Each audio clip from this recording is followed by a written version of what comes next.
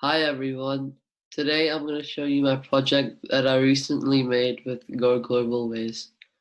So the name of the project is Apple Catching Game, and in the project you have to catch the apples before they fall, but you cannot catch the monsters because they will they'll minus your score, and you have to do it within a time limit, and you only have 15 seconds. If you don't, it'll be game over. But if you get uh, a score of 10 within 15 seconds, then you win.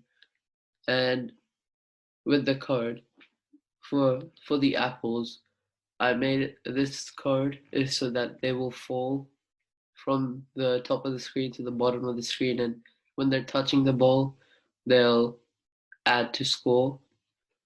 And this is for when it switches to game over and the you win screen. The ball just uses some simple controls of left and right uh, by using this card. And the monster is the same as the apple, except in minus is your score. So here's the game again.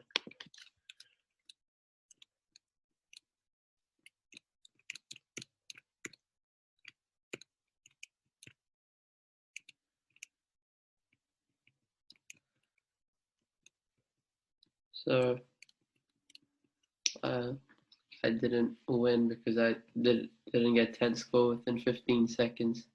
But yeah, that's my game. Thank you for listening.